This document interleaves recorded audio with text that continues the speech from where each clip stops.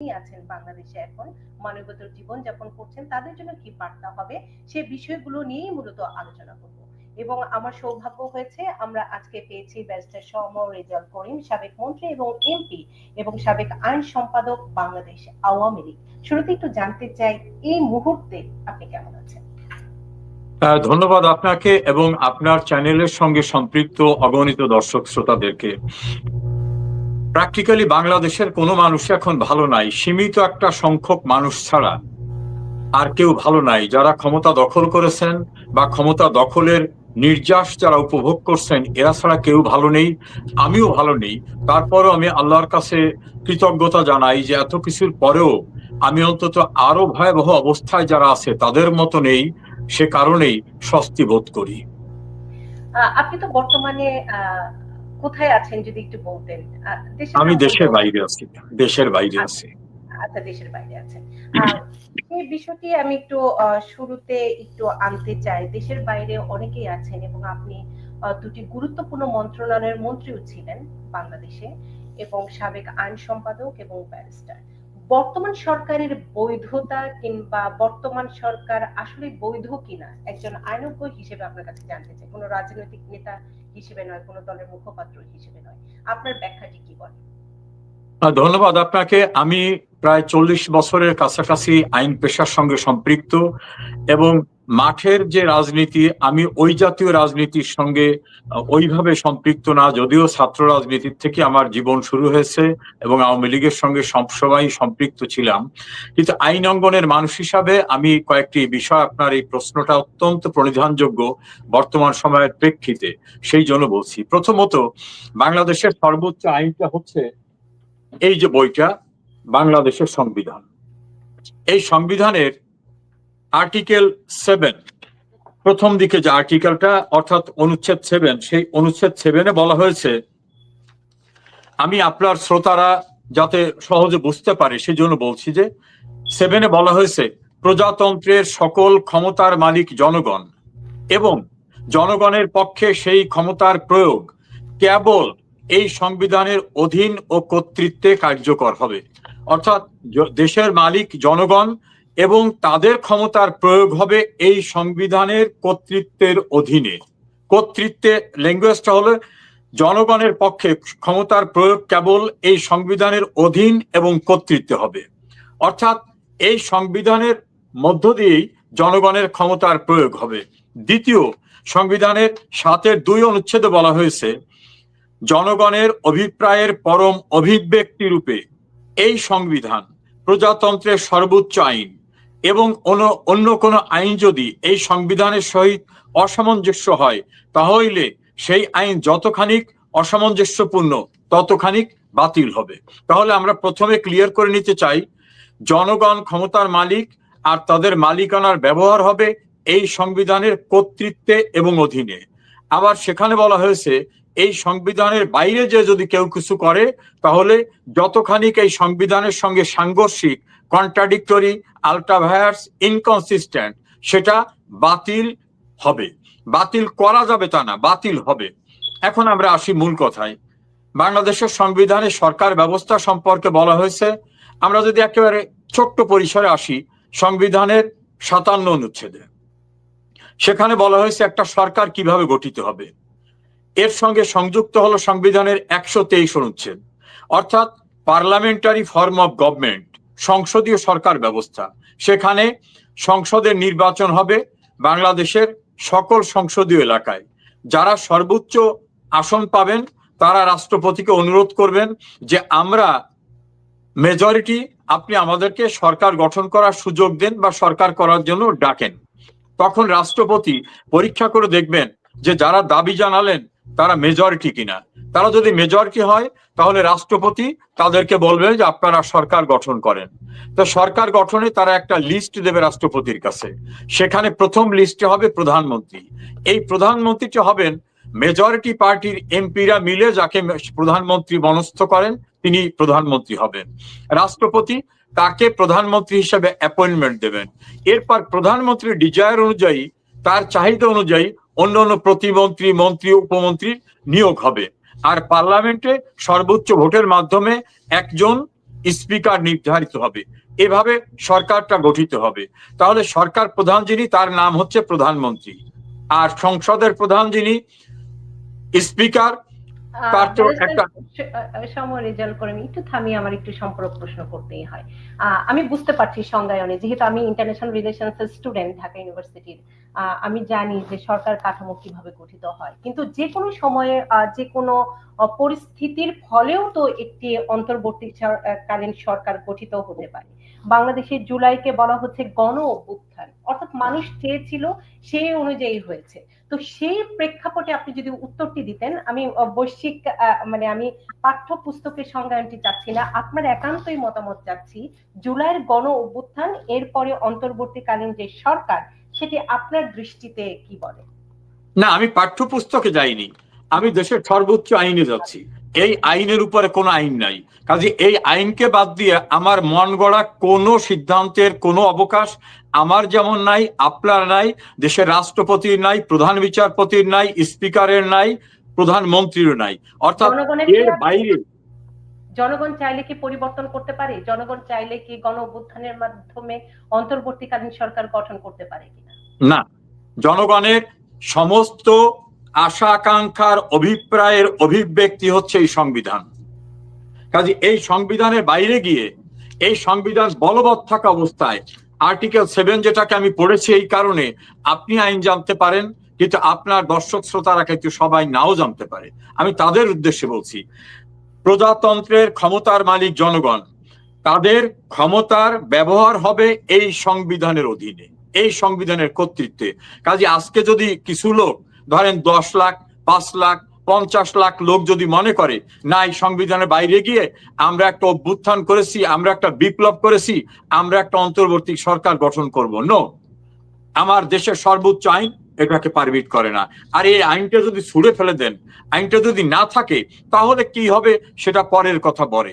কিন্তু এই আইনটা যতক্ষণ বলবৎ আছে, কোনো সামরিক শাসক বা অন্য কোনো ক্ষমতা দখলকারী যতক্ষণ এই আইনটাকে স্থগিত করে নাই বা আইনটা বাতিল হয় নাই, ততক্ষণ এই আইনের বাইরে গিয়ে যে কিছু করা যাবে না, তার উদাহরণ হচ্ছে আমাদের ডক্টর ইউনূস সাহেব, তিনি শপথ নেওয়ার সময় বলেছেন, এই সংবিধানের অধীনে শপথ গ্রহণ করলাম, এই সংবিধানকে প্রোটেক্ট এবং প্রিজার্ভ করব।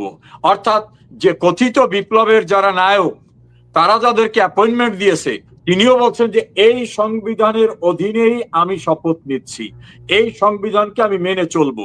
তাহলে এই সংবিধানকে মেনে চলার শপথ যারা নিয়েছেন, তারা এই সংবিধানের আওতার বাইরে যাওয়ার কোনো অবকাশ নাই। সেই আঙ্গিকে আমি বলবো, বর্তমান সরকার যিনি প্রধান, অর্থাৎ যিনি দাবি করছেন যে আমি প্রধান উপদেষ্টা অন্তর্বর্তীকালীন সরকারের, আমাদের সংবিধানে অন্তর্বর্তীকালীন সরকার নামক কোনো কনসেপশন নাই। ফলে অন্তর্বর্তীকালীন সরকার বলতে কোনো অস্তিত্ব নাই। যিনি দাবি করছেন অন্তর্বর্তীকালীন সরকার, তিনি আদৌ অন্তর্বর্তীকালীন সরকার না।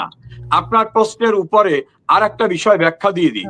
সুপ্রিম কোর্টের কাছে মহামান্য রাষ্ট্রপতি একটা রেফারেন্স পাঠিয়ে পরামর্শ চেয়েছিলেন যে এই সিচুয়েশনে আমার কি করণীয়, সেই বিষয়ে তিনি একটা ব্যাখ্যা দিয়েছিলেন। ওই ব্যাখ্যাটা, মানে উনি যেটা ব্যাখ্যা দিয়েছেন, সেটা আজ পর্যন্ত আলোর মুখ দেখেনি। সিনিয়র অ্যাডভোকেট মহসিন রশিদ এটার কপি চেয়েছিলেন, হাইকোর্টে মামলা করেছিলেন যে রাষ্ট্রপতি কি জানতে চেয়েছে, আমাদের বিচারপতিরা কি বলেছে, সেইটার কপি দেন, কারণ এটা পাবলিক ডকুমেন্ট। এই ডকুমেন্ট কিন্তু নূপুর চৌধুরীর গোপন ডকুমেন্ট না, আমার গোপন ডকুমেন্ট না, এটা পাবলিক ডকুমেন্ট। আজ পর্যন্ত সেটা দেওয়া হয়নি। এখন রাষ্ট্রপতি কি চেয়েছেন আমরা জানি না, সুপ্রিম কোর্ট যেটা দিয়েছে সেটাও বিতর্কিত। তারপরে আমি ওটাকে যদি আলোচনা আনি, সেখানে বলা আছে জরুরি নির্বাহী কাজ পরিচালনার জন্য আপনি প্রধান উপদেষ্টা, অন্যান্য উপদেষ্টা নিয়োগ দিয়ে শপথ পড়াতে পারেন। মনে রাখবেন, প্রধান উপদেষ্টা নিয়োগ এবং অন্যান্য উপদেষ্টা নিয়োগ একবারও বলে নাই যে আপনি অন্তর্বর্তীকালীন সরকার গঠন করতে পারেন। তাহলে সুপ্রিম কোর্টও অন্তর্বর্তীকালীন সরকার গঠন করতে বলে নাই, বরং সুপ্রিম কোর্ট ওই রেফারেন্সে বলছে আমাদের সংবিধানে তত্ত্বাবধায়ক বা অন্য কোন রকম সরকার গঠনের কোনো বিধান নাই। তাহলে খুব ক্লিয়ার যে সুপ্রিম কোর্টও অন্তর্বর্তীকালীন সরকার গঠন করতে বলেনি, আর মহামান্য রাষ্ট্রপতিও অন্তর্বর্তীকালীন সরকার গঠন করেন নাই। তিনি শুধুমাত্র প্রধান উপদেষ্টা, অন্য উপদেষ্টা নিয়োগ করেছেন। এখন রাষ্ট্রপতি তো তারে উপদেশ দেওয়ার জন্য উপদেষ্টা নিয়োগ করতে পারেন। আরো একটা জিনিস দেখবেন, নিউ এজের সম্পাদক নুরুল কবির, তিনি প্রধান উপদেষ্টাকে ইন্টারভিউ নিয়ে জিজ্ঞেস করছিলেন, আচ্ছা আপনি তো প্রধান উপদেষ্টা, আপনি কার উপদেষ্টা, আপনি কাকে উপদেশ দেন? উনি হেসে দিয়ে বলছেন, আসলে তো এভাবে চিন্তা করিনি। ফলে উনি কার উপদেষ্টা সেটা উনি নিজেও জানেন না। এ কারণেই বলছি বর্তমান সরকার কনস্টিটিউশনের বাইরে অবৈধ সরকার। এবং এক্ষেত্রে দর্শক আমি একটু একটা উদাহরণ দিতে চাই, কারণ আমার আরেকটি সাংবাদিকতার অভিজ্ঞতা হয়েছিল 6 জানুয়ারি 2021 সালে ওয়াশিংটন ডিসিতে যে ক্যাপিটাল হিলে হামলা হয়েছিল সেটি কভার করা। সেখানে কিন্তু আমেরিকান নাগরিকই ছিলেন যারা ক্যাপিটাল হিলে হামলা চালিয়েছিলেন। তারা সরকারের ক্ষমতা দখল করতে চেয়েছিলেন, তাদের পছন্দের যিনি রাষ্ট্রনায়ক ট্রাম্পকে বসাতে চেয়েছিলেন, পারেনি, কারণ আমেরিকায় আইন শৃঙ্খলা কিংবা প্রশাসনিক কাঠামো খুবই শক্তিশালী। তো জনগণ অনেক সময় অনেক কিছুই যদি দাবি করে, সেটি যদি প্রাতিষ্ঠানিক রূপ দেওয়ার চেষ্টা করা হয়, সেটি বাংলাদেশের মতো যেখানে আইন শৃঙ্খলা কিংবা প্রশাসনিক কাঠামো দুর্বল সেখানে সহজ হতে পারে, কিন্তু আমেরিকাতে নয়। ভোটের মাধ্যমেই আপনার জনগণ তার নেতা নির্বাচন করবেন, আর সেটি কিন্তু স্বাভাবিক। যেটি আমরা 6 জানুয়ারি 2021 সালে দেখেছিলাম, আমেরিকানরা ক্যাপিটাল হিলে গিয়ে হামলা চালিয়েছিল এবং সেই হামলাকারীদের বিচারও হয়েছে এবং তাদের শাস্তিও হয়েছে। অনেক আভাসই মিলেছে, কিংবা সেটি সুস্পষ্ট হয়েছে কিনা, আমরা সুনির্ধারিত কোনো তারিখ পেয়েছি কিনা, কিংবা বিএনপি এই বৈঠক থেকে কি পেল সে বিষয়টি নিয়েও আলোচনা করব। এবং যেটি নিয়ে আমরা সাধারণ মানুষ সবসময় স্বপ্ন দেখি, বাংলাদেশের গণতন্ত্র, নির্বাচন, সেটির পথ কতটুকু এগোলো। এবং আরেকটি বিষয়, আরেকটি প্রশ্ন ঘুরপাক খাচ্ছে সবার মনে, সেটি হচ্ছে তারেক রহমান বাংলাদেশে যেতে পারছেন না, অথচ ডক্টর মোহাম্মদ ইউনূস লন্ডনে এসে তারেক রহমানের সাথে বৈঠক করেছেন। এটির ভেতরে অন্য কোনো রাজনৈতিক সমীকরণ আছে কিনা, এই বিষয়টি নিয়ে আমরা আলোচনা করব। এবং আজকে আমাদের সাথে সম্মানিত অতিথি হিসেবে পেয়েছেন নিঝুম মজুমদার, ব্যারিস্টার নিঝুম মজুমদার। আমার খুব পছন্দের একজন মানুষ, কখনোই আমার শোতে আসেননি, আজকে তার সাথে প্রথম আমার আলোচনা এবং আজকে তার প্রথম এই অনুষ্ঠানে আসা। শুরুতে জানতে চাই কেমন আছেন, কারণ তপ্ত রাজনৈতিক আলোচনার আগে একটু হালকা মেজাজের একটু খুশ গল্প করে নিতে চাই। কেমন আছেন? অনেক ধন্যবাদ নুপুরাপা। আমি আমি আমি ভালো আছি। আমি অনেক কৃতজ্ঞ, অনার্ড যে আপনার প্রোগ্রামে এসেছি। অনেক ধন্যবাদ আমাকে আমন্ত্রণ করবার জন্য। এবং আজকে মূলত বাংলাদেশের রাজনীতি এবং সেই সাথে অবশ্যই বৈঠকটি নিয়ে তো আলোচনা করবই, কারণ আমি অনুষ্ঠানের শুরুতেই বলছিলাম যে নিউ ইয়র্কে আজকে আইসের অভিযানে কতজন অভিবাসী আটক হলো, কিংবা ট্রাম্পের নতুন নির্বাহী আদেশ কি এসেছে, ইসরায়েল ইরান যুদ্ধ কি হচ্ছে, সেটির চেয়েও সবচেয়ে বেশি আলোচিত হচ্ছে লন্ডন বৈঠক, যেভাবে আমরা ব্যাখ্যা করি না কেন। তো শুরুতেই আমি একটু জানতে চাই আপনি কিভাবে বিশ্লেষণ করছেন এই যে বৈঠকটি হয়ে গেল, সে বৈঠকটির বিশ্লেষণ। আমি আমার কাছে এই পুরো বৈঠকটা একটু উইয়ার্ড হচ্ছে কয়েকটা টেকনিক্যাল জিনিসগুলো, যেগুলো আমরা আইনের ভাষাতে খুবই ব্যবহার করি। সেটা হচ্ছে আনপ্রেসিডেন্টেড কিছু ব্যাপার বা নজিরবিহীন। যেমন যিনি দেখা করলেন ইউনূস, যাকে আমি এই টোকাই সরকারের প্রধান বলে অভিহিত করি, এবং একটি জঙ্গি এবং একটি কমপ্লিটলি একটা ইলিগাল গভর্নমেন্ট যারা এই বাংলাদেশকে দখল করে বসে আছে। কেন দখল করে বসে আছে সেটা ছোট্ট ব্যাখ্যা আপনি নিশ্চয়ই জানবেন, যে বাংলাদেশের সংবিধান অনুযায়ী ইন্টারিম গভর্নমেন্ট বলে কোনো গভর্নমেন্টের কোনো অস্তিত্ব নেই। বলা হয়ে থাকে যে আমাদের সংবিধানের 106 অনুচ্ছেদের বলে সুপ্রিম কোর্টের মতামতের ভিত্তিতে দ্য ডকট্রিন অফ নেসেসিটি বলে যে ব্যাপারটা আছে, সেই অনুযায়ী বা সেই ধরনের ঘটনা হলে একটা অপিনিয়নের মাধ্যমে হতে পারে আপৎকালীন সময় সরকার গঠন। আমি যদি সেটিকেও অন বোর্ডে নেই, তাহলে আমরা এটাও জানি যে এই যে অ্যাপেলেট ডিভিশন মতামত দিয়েছে, আমরা সাম্প্রতিক সময়ে জানতে পারলাম সেনাবাহিনীর একটি প্রকাশিত লিস্ট থেকে, যে তৎকালীন অ্যাপেলেট ডিভিশনের প্রধান বিচারপতি তিনি ক্যান্টনমেন্টে ছিলেন এবং আমাদের 106 অনুচ্ছেদ অনুযায়ী রাষ্ট্রপতি একটা রেফারেন্স চাইতে পারেন, যেখানে রাষ্ট্রপতি কোনো রেফারেন্সই চাননি। তারপর এটি ছাড়াও আরো যেটা হচ্ছে যে একটি ফুল শুনানি, একদম ফুল হিয়ারিং হবে, সেটাও হয়নি। এবং আইন মন্ত্রণালয় থেকে যে চিঠিটি ইস্যু করা হয়েছে সেটি স্বাক্ষরবিহীন এবং সেখানে দাবি করা হয়েছে প্রধানমন্ত্রী পদত্যাগ করেছেন, সে প্রেক্ষিতে তারা রেফারেন্স চাইছে। সবকিছুই ত্রুটিপূর্ণ, অর্থাৎ আইন মন্ত্রণালয় কোনো রেফারেন্স চাইতে পারে না, চাইতে পারে রাষ্ট্রপতি, যদি রাষ্ট্রপতির কাছে প্রতীয়মান হয়। এইভাবে আইনি যে মিসহ্যাপ গুলো আমরা লক্ষ্য করেছি সেই অনুযায়ী অন্তর্বর্তীকালীন সরকার গঠিত হয়নি এবং এটি একটি সেই ক্ষেত্রে ইলিগাল গভর্নমেন্ট। বাংলাদেশের সংবিধানের ৫৭ ধারা অনুযায়ী পরবর্তী ইলেকশন হওয়ার আগ পর্যন্ত যদি পদত্যাগ করেও থাকেন মাননীয় প্রধানমন্ত্রী, যদি আমি তর্কের খাতিরে ধরে নেই, তাহলে পরবর্তী ইলেকশন হওয়ার আগ পর্যন্ত তিনি প্রধানমন্ত্রী থাকবেন, তিনি হস্তান্তর করার আগ পর্যন্ত। তাহলে আমি এতক্ষণ যে কথাগুলো বললাম সেই কথাগুলো সারসংক্ষেপ দাঁড়ায় যে ইউনূস একটি অবৈধ এবং দখলদার টোকাই সরকার। এবং দ্বিতীয়ত যেই নজিরবিহীন ঘটনা, তারপর দুটোকে আপনি মার্চ করতে পারেন, সেটা তারেক রহমানের বিরুদ্ধে নানাবিধ গুরুতর অভিযোগ ছিল, তিনি সেগুলোতে দোষী সাব্যস্ত হয়েছেন। পরবর্তী সময় অ্যাপিলেট ডিভিশনে জানা গেল যে তাকে সেই মামলাগুলো থেকে অব্যাহতি দেওয়া হয়েছে।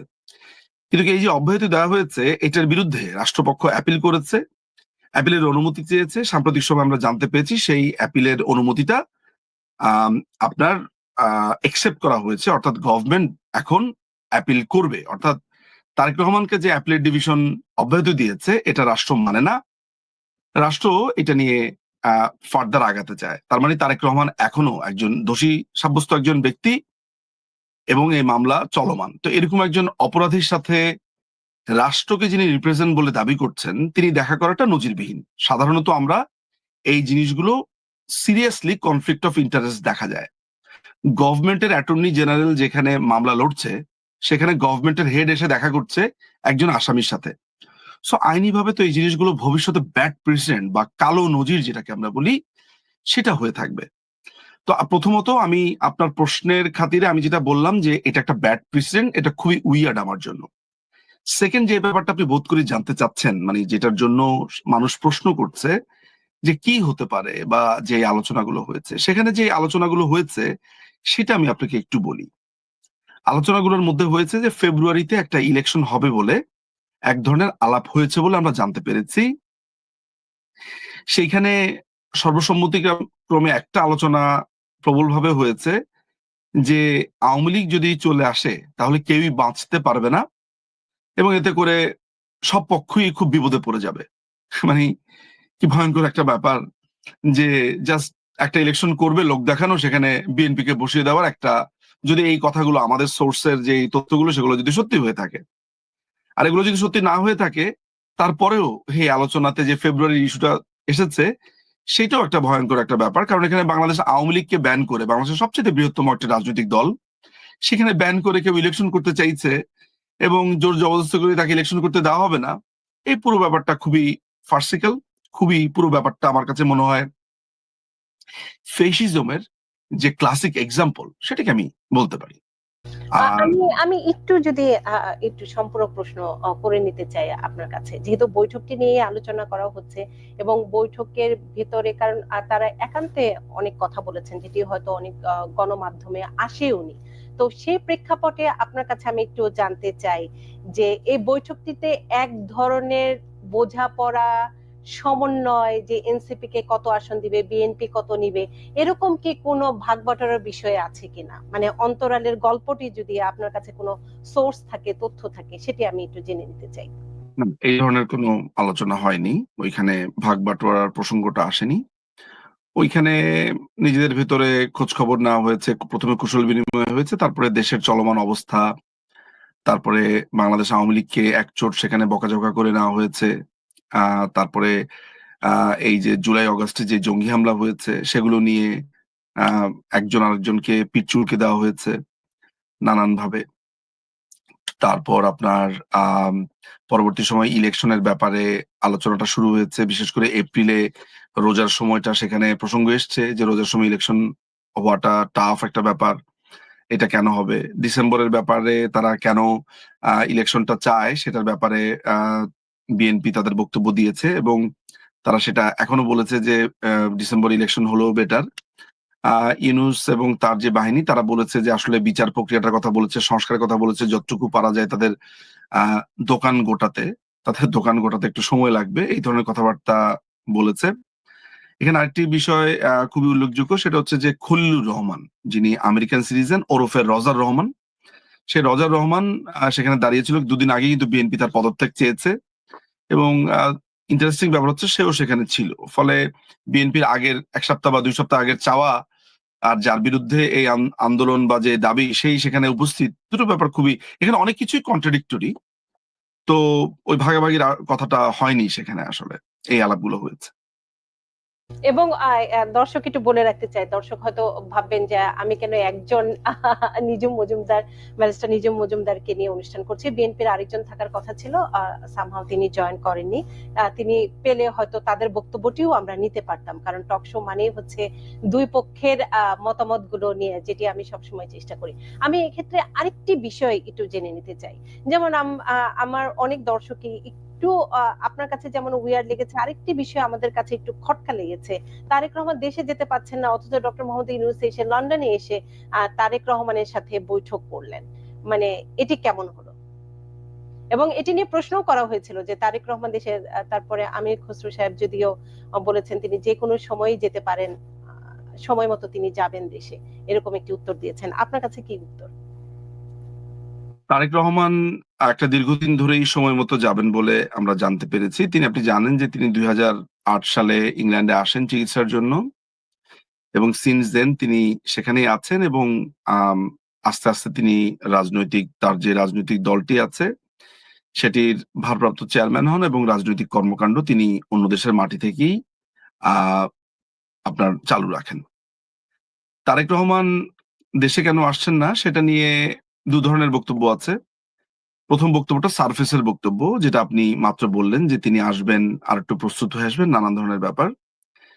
আন্ডার দ্য সারফেস বেশ কিছু কথা প্রচলিত আছে, সেটা হচ্ছে তার বেশ কিছু ক্লিয়ারেন্স প্রয়োজন, নানামুখী ক্লিয়ারেন্স। আমার মনে হয়, আমি জানি না, আমি সাধারণত খুবই ওপেনলি বলি, তারপর মনে হয় যে এই পার্টিকুলার ব্যাপারে আমি খুব একটা বেশি মুখ না খুললেও আম, বাংলাদেশে আসলে এক ধরনের কথা রয়েছে যে তার সিকিউরিটি নিয়ে কিছু কনসার্ন আছে।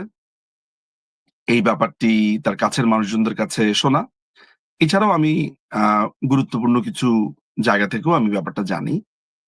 দ্বিতীয়ত ব্যাপারটা হচ্ছে যে আম, আমেরিকার তরফ থেকে তারেক রহমানের ব্যাপারে একটা বিগ নো আছে।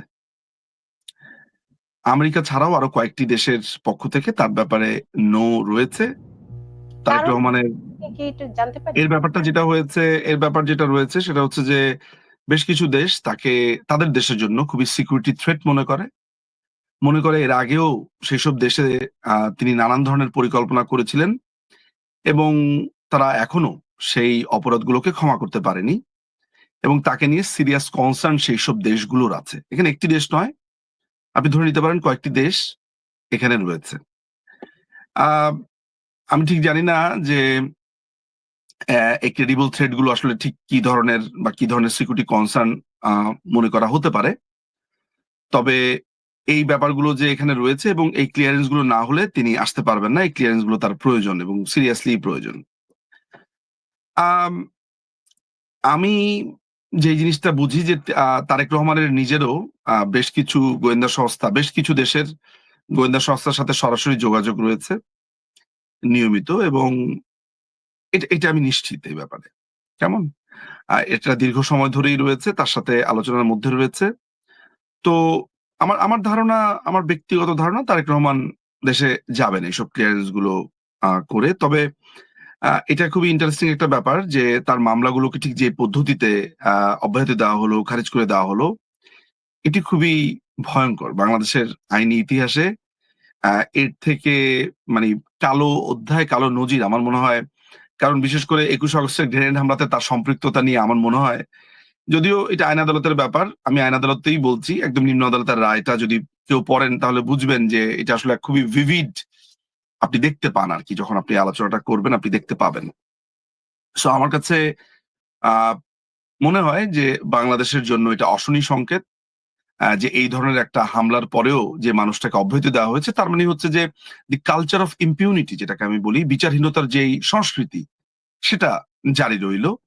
এবং আজকের এই ইউনূসের এই বৈঠকের মাধ্যমে স্টেট পাওয়ার, যদিও আমি ইউনূসকে একটি দখলদার বাহিনী, টোকাই সর্দার বলে অভিহিত করি, তারপরও সে যেহেতু বাংলাদেশের ফ্ল্যাগ ক্যারি করেছে, আমি মনে করি যে রাষ্ট্রীয়ভাবে এই পুরো প্রক্রিয়াকে, অর্থাৎ যে বিচারহীনতার কালচার যেটাকে আছে, সেটিকে এক ধরনের সাংবিধানিক বৈধতা দেওয়া হলো।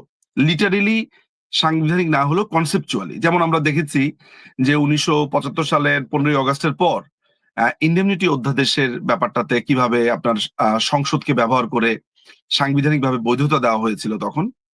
ঠিক একই ব্যাপার আমার কাছে মনে হয় যে একজন অপরাধীকে, একজন সাজাপ্রাপ্ত কয়েদি যিনি দেশে যাননি, তাকে রাষ্ট্রের পক্ষ থেকে এক ধরনের যোগসাযোগ তৈরি করা হলো এবং ভবিষ্যতে এটি একটি নজির হয়ে থাকবে আর কি।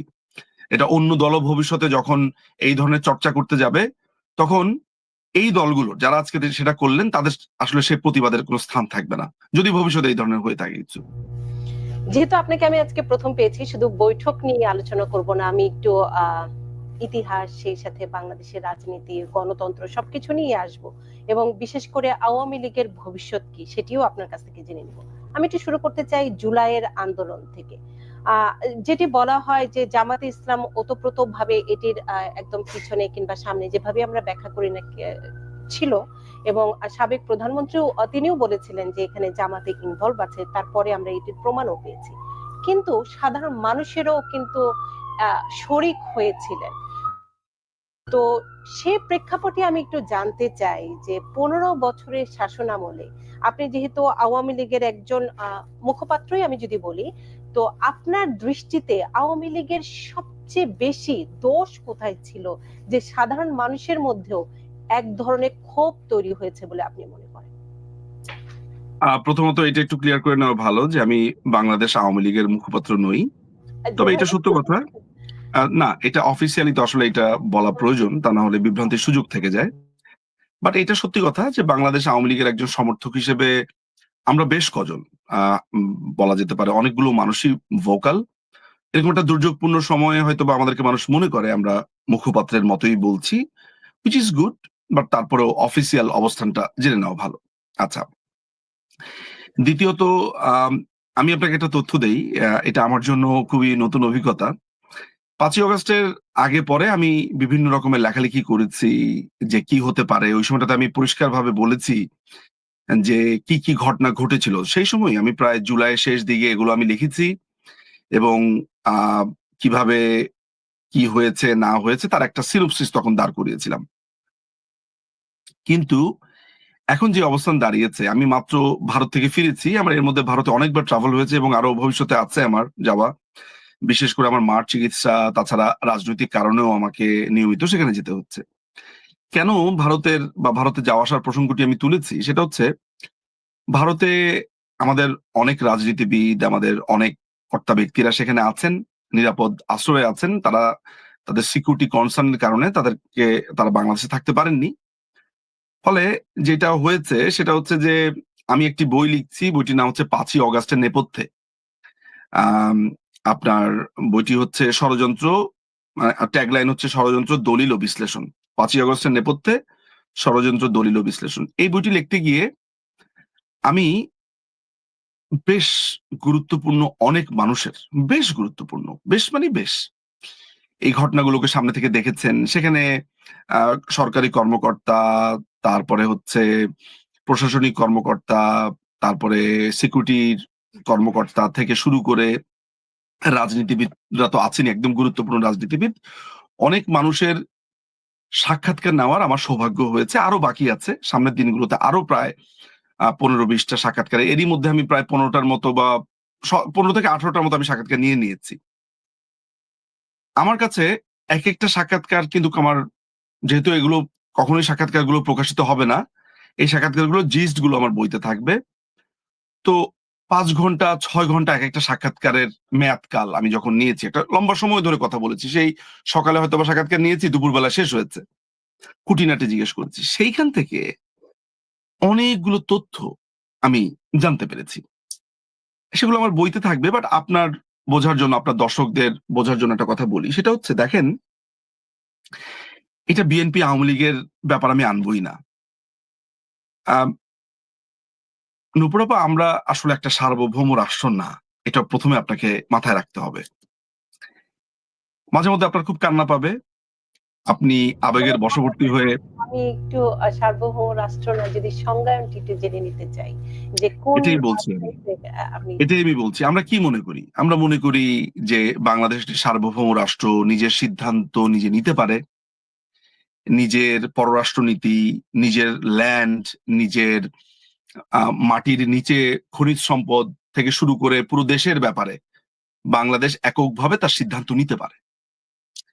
আমি যদি খুবই তাত্ত্বিকভাবে বলি, হয়তোবা পুরো পৃথিবীরই সব রাষ্ট্রের পক্ষ সম্ভব না, যে কিছু জিওগ্রাফিক্যাল ব্যাপার স্যাপার আছে সেগুলো হয়তোবা কন্ট্রোল করা টাফ, কারণ এক দেশ আরেক দেশের উপর নির্ভরশীল।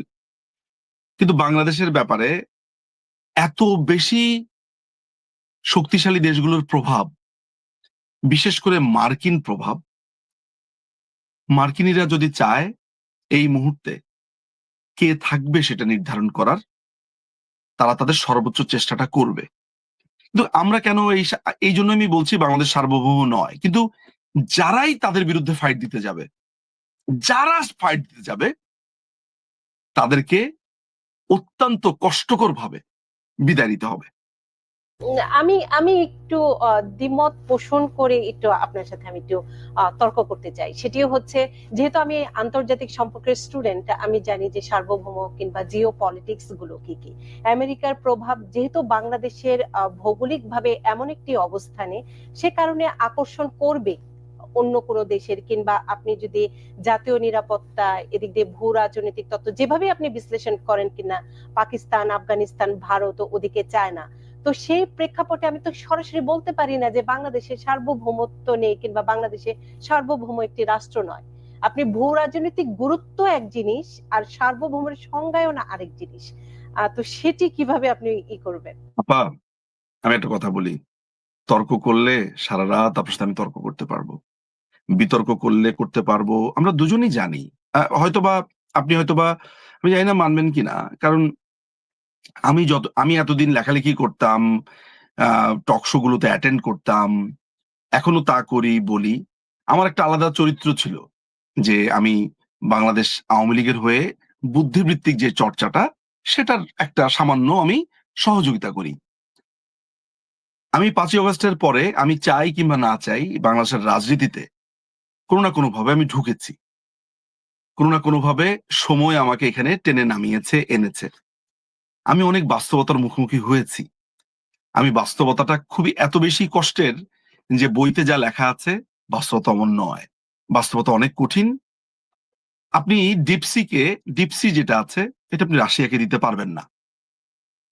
আপনি মংলা পোর্ট, পায়রা বন্দর, বাংলাদেশে ইউরেনিয়ামের একটা মজুদ আছে, এটাও আমি জানি না আপনি জানেন কিনা, এটাও ভবিষ্যতে কার পেটে যাবে, কারা এটা দখল নেবে, বাংলাদেশের গ্যাস, বাংলাদেশের মাটি কিভাবে ব্যবহার করবে, স্ট্র্যাটেজি, পশ্চিমাদের সিকিউরিটির জন্য বাংলাদেশ কিভাবে ব্যবহৃত হবে, এগুলো আপনাকে যখনই প্রেসার দেওয়া হবে, আপনি যদি এগুলো না শোনেন, তাহলে আপনার কপালে নেমে আসবে অনেক দুর্যোগ। আমি আপনাকে একটা কথা বলে রাখি, সেটা হচ্ছে যে আমি তো ধরেন একটা দলের, আমার একটা সমর্থন আছে, একটা দলকে আমি সমর্থন করি, ভালোবাসি, অনুরাগ আছে। আমার কথাটাকে আপনি হয়তোবা কোনো কোনো জায়গাতে খারিজ করে দিতে চাইবেন, কিন্তু বাংলাদেশে নিশ্চয়ই একদিন মানুষ অনেকগুলো সত্য জানতে পারবে। তারা জানবে তাদের এই ভূখণ্ডে, তাদের এই দেশের মাটিতে একজন সাহসী মানুষ ছিলেন, যিনি, যার সাহস ছিল আকাশ ছোঁয়া। বঙ্গবন্ধুর পর, বঙ্গবন্ধু শেখ মুজিবুর রহমানের পর, সেই মানুষটির আকাশ ছোঁয়া সাহস ছিল। সেই মানুষটি দীর্ঘ 15 বছর এই রক্তচক্ষুকে এমন ভাবে খেলেছেন যে পশ্চিমারাও খেয়ে হারিয়ে ফেলেছিলেন, যে একবার এখানে একবার সেখানে। অর্থাৎ তিনি শুধু নিজের সার্বভৌমত্ব ধরে রাখার জন্য তিনি নানানভাবে এদেরকে খেলিয়েছেন, শুধু শুধু এই দেশটার জন্য। তিনি আর কেউ নন, তিনি শেখ হাসিনা। আমার আমার কথাতে আপনি অনেক অনুরাগ পাবেন, আমার কথাতে আপনার কাছে মনে হবে দূর, ও তো বলবেই। কিন্তু আমি এইসব ব্যাপারে অসম্ভব রকমের অনেস্ট থাকার চেষ্টা করি। আমি যে তথ্য জানি, বেশি তথ্য না জানলে ভালো হতো আর কি, লাইফে যত কম জানা যায় মাঝে মধ্যে ভালো। আমি যে তথ্য জানি সেই তথ্য আমি একটুকু বলতে পারি যে মাননীয় প্রধানমন্ত্রী শুধু তার দেশের কারণে, এই দেশের মাটিকে বাঁচাবার জন্য তাকে এই জলাঞ্জলি তাকে দিতে হয়েছে। কিন্তু আপনি এটাও জেনে রাখেন, আমি আপনাকে একটু স্মরণ করিয়ে দিতে চাই লুবুম্বার কথা, কঙ্গোর। আপনি আন্তর্জাতিক বিষয়ের ছাত্রী, আপনাকে আমি মনে করিয়ে দিতে চাই চিলির প্রেসিডেন্ট আলেন্দের কথা, সালভাদর আয়েন্দে। আমরা আলেন্দে বলি, বাট সালভাদর আয়েন্দে, তিনি একজন নির্বাচিত সমাজতান্ত্রিক নেতা। তাকে পিনোশে 2 বছরের মাথাতে তাকে তার বাসভবন ঘেরাও করে, তিনি আত্মহত্যা করেন, যদিও এটাকে আমি খুনি বলবো। এভাবে অসংখ্য নজির রয়েছে।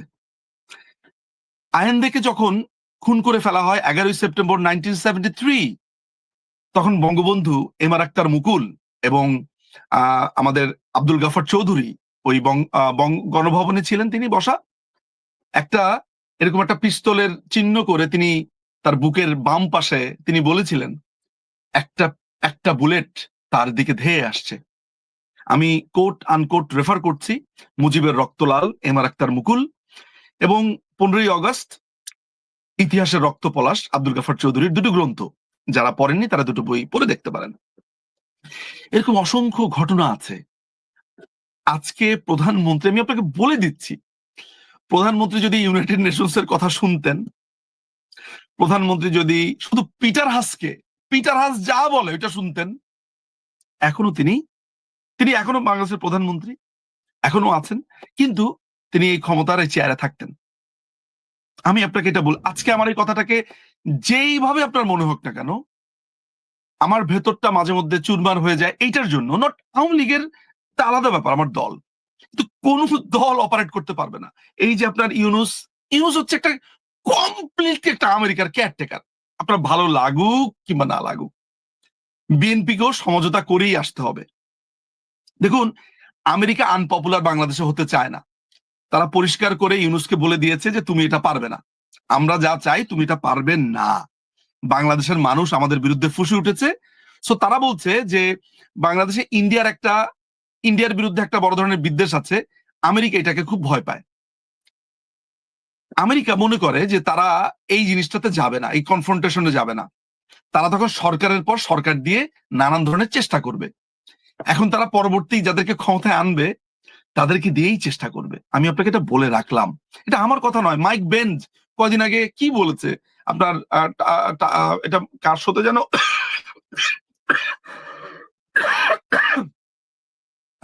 টাকারসনের শোতে বলেছে, মাইক বেঞ্জ বলেছে, একজন কর্মকর্তা হোয়াইট হাউসের। সো এই পুরো ব্যাপারটা নির্ভর করছে বিশেষ করে মার্কিন বলয় কি ভাবছে। একটা কথা মাথায় রাখবেন যে আমি আমার বইটাতে আপনারা এমন সব তথ্য পাবেন, আমি তো পুরোটা বলতে পারি না। আমি যুক্তরাজ্যের অ্যাম্বাসেডরের কথা বলি, দিনের পর দিন ষড়যন্ত্র করে গেছে। এই যে গোয়েন লুইস যেই ভদ্রমহিলা আছেন ইউনাইটেড নেশনস এর আমাদের বাংলাদেশের যিনি হেড, তিনি প্রকাশ্যে ঘোষণা দিয়েছিলেন যে আওয়ামী লীগকে তারা উৎখাত করবে। কলকাতাতে আমেরিকান হাই কমিশনের যে লোকগুলো আছে তারা হাই কমিশনের নিয়মিত এইভাবে বলতেন কথা। আমাদের কাছে প্রমাণ আছে। আপনি জানেন যে পিটার হাস অনেকটা সিআই এর কাভার হিসেবে কাজ করেছে। ডোনাল্ড লু ঠিক যেই পদ্ধতিতে ইমরান খানকে ক্ষমতাচ্যুত করেছে, বাংলাদেশকে ক্ষমতাচ্যুত করতে তার অনেক দেরি হয়েছে, কিন্তু করেছে। সো আলটিমেটলি যেটা হয়েছে, তার মানে আপনি যদি আপনার কথার যদি আমি সারাংশ উপসংহার ধরি, এটি পুরোপুরি আমেরিকার একটি, আমি বলবো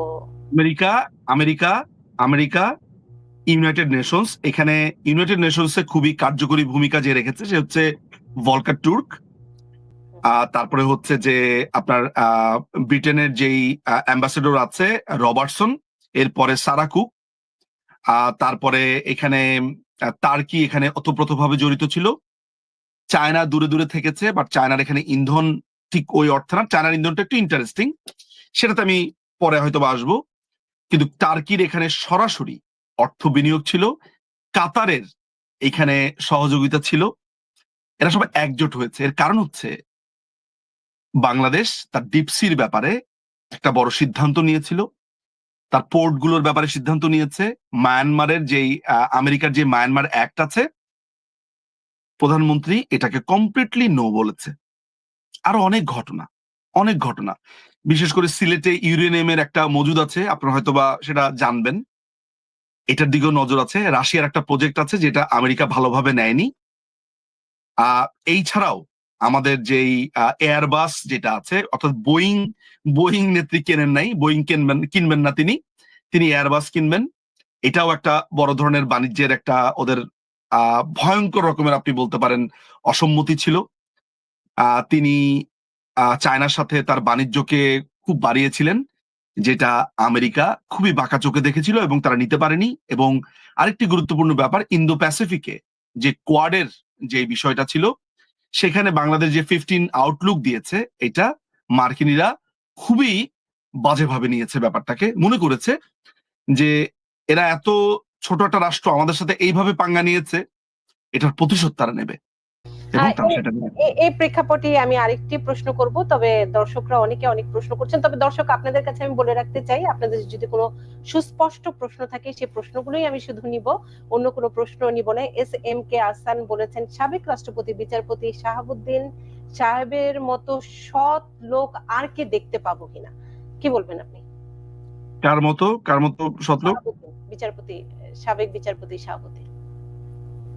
সাবেক বিচারপতি শাহাবুদ্দিন সাহেবের কি হয়েছে? তার মতো সৎ মানুষ আর দেখতে পাবেন কিনা বাংলাদেশে? মানে প্রশ্নটা খুবই আমার কাছে ইন্টারেস্টিং কোশ্চেন। সেটা হচ্ছে যে একজন মানুষ আসলে আরেকজন মানুষের কাছে ঠিক কোন কোন স্কেলে সৎ, এবং সেই স্কেলটা বিবেচনা করে ওরকম আরেকজন মানুষকে দেখার যে সম্ভাবনা, সেটা তো খুবই একটা থিওরিটিক্যাল কোশ্চেন। আসলে বাংলাদেশে আমি যেমন শাহাবুদ্দিন সাহেবের ব্যাপারে আমি কখনো তাকে অ্যাবসলিউট সৎ বলি না, আবার অ্যাবসলিউট অসৎ বলি না। আমার তার নানান ধরনের স্টেপে ভিন্ন মত রয়েছে। তবে তিনি নিশ্চয়ই একজন ভালো বিচারপতি ছিলেন।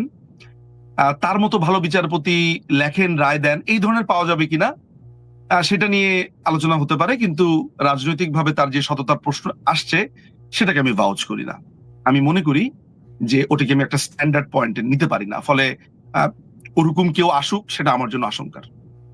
এবং আরেকটি বিষয় আপনার কথা প্রসঙ্গের জের ধরে আমি একটু করতে চাই, সেটি হচ্ছে সাধারণ মানুষের যেটি বলে, কারণ আপনার অন্যের মতামত শোনার ধৈর্য কিংবা আমরা বলি সৌজন্যবোধ, সেটিও থাকতে হবে। তো সেই প্রেক্ষাপটে আপনি বলছিলেন, যেহেতু সাবেক প্রধানমন্ত্রী অনেকেরকে সন্তুষ্ট করতে পারেনি, আমেরিকা কাতার অনেকেরই ক্ষমতায় থাকতে পারেনি, কিন্তু তার বিপরীতে যারা সমালোচক কিংবা অন্য মতাদর্শের মানুষ, অন্য দলের মানুষ, যারা আওয়ামী লীগকে পছন্দ করেন না, তারা বলেন যে ক্ষমতায় টিকে থাকার জন্য সাবেক প্রধানমন্ত্রী সবকিছুই দিয়ে দিয়েছেন ভারতকে। আপনি কি বলবেন? দেখুন, এই আলোচনা তো মনে হয় এই জায়গাতে খুবই বেশি এভিডেন্ট আমাদের কাছে। আমরা যেটাকে বলি যে একেবারে প্রমাণিত, সেটা হচ্ছে যে প্রথমত ভারতের 26 লক্ষ লোক এখানে চাকুরি করে। আপনার মোহাম্মদ নজরুল ইসলাম ওরফে আসিফ নজরুল, এই অবৈধ সরকারের আইন উপদেষ্টা, তিনি বলেছেন তিনি এখনো পর্যন্ত সেটা ডাটা দিতে পারেননি, নাম্বার 1। তার মানে এটা মিথ্যা প্রচারণা ছিল। বলা হয়েছে যে ভারতের সাথে বাংলাদেশ আওয়ামী লীগ অনেক অবৈধ চুক্তি করেছে, সেগুলো ক্ষমতায় গেলে বাতিল করবে। আজ পর্যন্ত এখনো পর্যন্ত কোনো চুক্তি বাতিল হয়েছে বলে আপনি নিশ্চয়ই শোনেননি। আপনি আরো এগুলো ভালো জানবেন, কারণ এক্স্যাক্টলি আপনি এই এরিয়ারই ছাত্রী আসলে। ফলে আপনিও এটা কখনো শুনতে পাননি। এমনকি আদানি নিয়ে কি ধরনের কথাবার্তা বলা হয়েছে, সরকারকে কিভাবে সেই সময় আপনার নানান রকমের অভিধায় অভিযুক্ত করা হয়েছে, এখন হাইকোর্টই রায় দিয়ে দিয়েছে বা অপিনিয়ন দিয়েছে যে আদানির সাথে চুক্তি ভ্যালিড ছিল, কোনো সমস্যা নেই। তারপরে অনেক অবৈধ চুক্তির কথা বলা হয়েছে, সেগুলোকে বাতিল করা হয়, কোনো চুক্তি বাতিল হয়নি। ফলে যেই কথাগুলো যে ভারত বিদ্বেষী বা ভারত বিদ্বেষী ব্লককে খুশি করবার জন্য যে চটকদার কথা বলা হয়েছিল, সেগুলোর একটাও তো আপনারা দেখতে পাচ্ছেন না। কার্যত আমরা কি দেখলাম? আমরা দেখলাম যে ভারতের মাটি ব্যবহার করে বাংলাদেশের গার্মেন্ট শিল্প আপনার প্রায় মাসেই সম্ভবত ডেলিভারি কস্ট হিসেবে প্রায় 4,000 কোটি টাকা বাঁচাতে পারতো, প্রায় হাফ বিলিয়ন ডলার। সো এইটা কিন্তু আমরা কেউ জানতাম না। সবারই ধারণা ছিল যে ভারত মনে হয় বাংলাদেশ থেকে সবকিছু নিয়ে গেছে, কিন্তু আমরা পরে জানতে পারলাম যে বাংলাদেশ ট্রান্সশিপমেন্ট সুবিধা পেত। আমরা এটাও জানতে পারতাম যে বাংলাদেশ এক ধরনের ব্যবসায়িক সুবিধা পেত। এত কিছু যে পেত বাংলাদেশ, এবং বাংলাদেশ সিকিউরিটি কনসার্ন থেকে শুরু করে ভারত বাংলাদেশকে নানান ধরনের বিজনেসের ক্ষেত্রে থার্ড পার্টিকে ভারত কিভাবে আপনার হেল্প করতো, বাংলাদেশের পক্ষে ওকালতি করতো যে বাংলাদেশ যাতে ওই শিপমেন্টটা পায়, বাংলাদেশ যাতে এটা করতে পারে, সেই ব্যাপারে ভারত কিভাবে সাহায্য করতো, আমরা সেগুলো দেখতে পেয়েছি। আপনি এখনো পর্যন্ত কি দেখতে পেয়েছেন যে এমন একটি চুক্তি বা এমন একটি এমওইউ যেটাকে বাতিল করতে পেরেছে এই অবৈধ টোকাই জঙ্গিরা? করতে পারেনি। এবং আপনি ভিন্ন মতের কথা বলছেন। সকালবেলাতে আমি সন্ধ্যাবেলা থেকেই টকশো শুরু হতো বাংলাদেশে, সেখানে আওয়ামী লীগকে নিয়ে কি বলা হতো you know it very well. Asif নজরুলের মতো লোক, গোলাম মাওলা রনি, তারা টিকে ছিলেন, তাদেরকে গ্রেফতার করা হয়েছিল কখনো? তারপর যারা যারা সরকারের সমালোচনা করতো, আপনার নুরুল হক নুরু কি বলতো সরকারকে নিয়ে, তারপর অনেক অনেক মানুষ বলতেন। তো আজকে তারা যা করেছে, জয় বাংলা শব্দটা বলা যায় না, আওয়ামী লীগের পক্ষে বলা যায় না। আপনাদের যে সাংবাদিক বন্ধুরা রয়েছে তাদের প্রায় 400-500 লোকের অ্যাক্রিডিটেশন কার্ড বাতিল করে দেওয়া হয়েছে। সেনাবাহিনীর যে বিভিন্ন, আমি একজন জেনারেলের সাথে এবার, একজন মেজর জেনারেলের সাথে আমি এবার কলকাতাতে মিট করেছি। আমি তার নাম বলবো না, তিনি কোথায় ছিলেন তাও বলবো না। তিনি আজকে থেকে 2-3 বছর আগে রিটায়ার করেছেন। তার নামে মামলা হয়েছে, গুমের মামলা হয়েছে। তিনি আপনার একটি গুরুত্বপূর্ণ পদে ছিলেন, কোনো দলও করেন না, কিছুই করেন না। বেচারার এই অবস্থা, বাচ্চা কাচ্চা ফেলে তিনি একাকী জীবন যাপন করছেন। অনেক অনেক মানুষ আছে। সো এই যে ঘটনাগুলো, যে নজির তৈরি করা হয়েছে, ভবিষ্যতে কি তারা স্ট্যান্ডিংটা রাখবে যে যদি বাংলাদেশ আওয়ামী লীগ সেম জিনিসটা অ্যাপ্লাই করে? যদিও বাংলাদেশ আওয়ামী লীগ সেটা করবে না, কারণ মাননীয় প্রধানমন্ত্রী নানানভাবে বক্তব্যে বলেছেন এবং আমার সাথে ব্যক্তিগত আলাপনেও তিনি পরিষ্কার করে বলেছেন যে এই যে গুজব রটানো হচ্ছে যে বাংলাদেশ আওয়ামী লীগ ক্ষমতায় আসলে গণহত্যা করবে, প্রতিশোধ নেবে, কিছুই না। বাংলাদেশ আওয়ামী লীগ কার উপরে প্রতিশোধ নেবে? এই ছাত্রছাত্রী যাদেরকে ভুল বুঝিয়ে রাজপথে আনা হলো, নেভার। বাংলাদেশ আওয়ামী লীগ যেটা করবে, যে বাংলাদেশ আওয়ামী লীগ একটি ম্যাজিক্যাল আওয়ামী লীগে পরিণত হতে চায়, যেই ম্যাজিক্যাল আওয়ামী লীগ মেহনতি মানুষের কথা বলবে, একজন শ্রমিক এবং কৃষকের দিকে নজর দেবে, একজন কৃষক যাতে সংসদে এসে তার কথা বলতে পারেন সেই ব্যবস্থা করবে, একজন ছাত্রছাত্রী যারা তাদের তাদের ক্ষোভের কথা বলতে পারবে, তাদের প্রাপ্তি অপ্রাপ্তির কথা বলতে পারবে।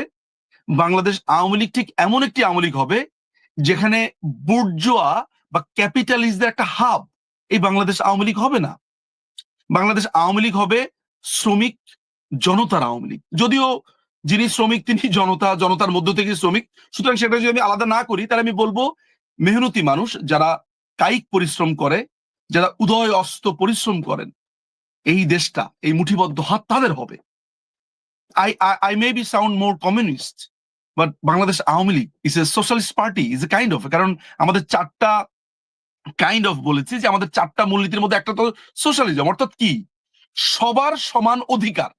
আমি সোশ্যালিজম বলতে মূলত এটাই বুঝি, সমান অধিকার, মানবিক মর্যাদা, বিচার বিচার বিচার প্রার্থিতার সমস্ত সুযোগ সুবিধা, অর্থাৎ সম্মান। এই প্রত্যেকটা জিনিস আওয়ামী লীগ দিয়েছে। মানুষ আফসোস করছে, এবং তো আমরা শিখিয়ে দেইনি। মানুষ বলছে যে আগেই ভালো ছিলাম। আপনি দেখেন যে কদিন আগে কি বলেছে, এখন কি বলছে। আপনি কান পাতুন, আপনি কান পাতলে শুনতে পাবেন। সুতরাং বাংলাদেশ আওয়ামী লীগ, সাদ্দাম বলেছে, আমি জাস্ট এই লাইনটা বলি, আমাদের বাংলাদেশ ছাত্রলীগের যিনি সভাপতি তিনি একটা চমৎকার কথা বলেছেন যে বাংলাদেশ আওয়ামী লীগ ভয়ঙ্কর হয়ে ফিরবে না। বাংলাদেশ আওয়ামী লীগ ওই ভ শব্দটা দিয়েই ফিরবে, কিন্তু অনুসার অন্ত্যেষ্টিয়কার এই ভয়ঙ্কর থাকবে না, ভ থাকবে, সাথে থাকবে র আর দন্তাস আকার, অর্থাৎ ভরসা হয়ে ফিরবে বাংলাদেশ আওয়ামী লীগ।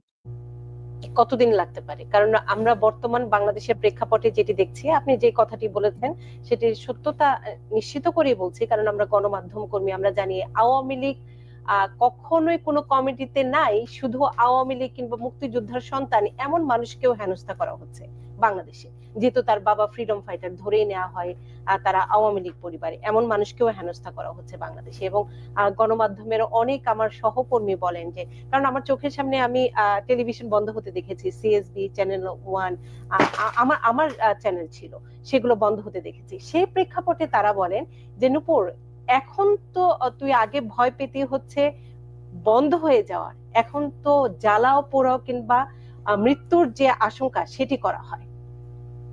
তো সেই প্রেক্ষাপটে আওয়ামী লীগকে এত সহজে ফিরবে? দেখুন, বাংলাদেশ আওয়ামী লীগ গত 76 বছরে, আপনি, আমি জানি না আপনি কোন পাসপোর্ট ক্যারি করেন, আমার একটা সবুজ পাসপোর্ট রয়েছে। আমি নিশ্চিত যে আপনারও একটি সবুজ পাসপোর্ট রয়েছে, যদি অন্য কোনো দেশের নাগরিকত্ব থেকেও থাকে একটি সবুজ পাসপোর্ট আপনার রয়েছে। যে বাংলা ভাষায় কথা বলছেন বা আমরা যেটা, সেটা কে দিয়েছে, কার নেতৃত্বে? আমি বলবো না এটা আওয়ামী লীগ দিয়েছে, আমি বলবো আওয়ামী লীগের নেতৃত্বে সাধারণ জনগণকে সাথে নিয়ে এটা অর্জিত হয়েছে। বাংলাদেশ আওয়ামী লীগ এই দেশকে, পুরো দেশ, তার ভাষা, মানুষ, নারী নেতৃত্বের কথা ধরেন, গত 15 বছরে নারীর ক্ষমতায়ন কি পর্যায়ে গেছে আপনি নিশ্চয়ই হোঁচট খাবে, কারণ এই দলটা মানুষের কথা বলে, আর মানুষের কথা যারা বলে মার্কিন ইঙ্গ সাম্রাজ্যবাদীদের চক্ষুশূল তারাই হয়। আমি এক্ষেত্রে তো এই যে সহজের কথা বলছেন, জি সহজ বলতে একটা সংগ্রামের মধ্য দিয়ে আমাদেরকে আসতে হবে, এবং এই ফেরাটা, এই সংগ্রামের মধ্যে দিয়ে ফেরাটা, ব্যাপারটা কি জানেন? ওই মাকসুদ ভাইয়ের একটা গান আছে, ফিডব্যাকে গিয়েছি, আগুনে পুড়েছি দুযুগ ধরে, এদেশ আমার দেশ, এদেশ আমার বাংলাদেশ। আমাদেরকে আমরা আমরা অনেকগুলো স্ট্র্যাটেজি আমাদের আছে, কাজ হচ্ছে, আমরা আগুনে দগ্ধ হচ্ছি, এই বিট্রেয়াল, এই পুরো ঘটনাতে আমরা আগুনে পুড়ে পুড়ে খাঁটি হচ্ছি, এবং আমরা খুব শক্তিশালী এবং ভরসার জায়গা হয়ে ফিরবো, এবং খুব দ্রুত ফিরবো। আপনি নিশ্চিন্ত থাকতে পারেন, আমি বলছি আপনাকে।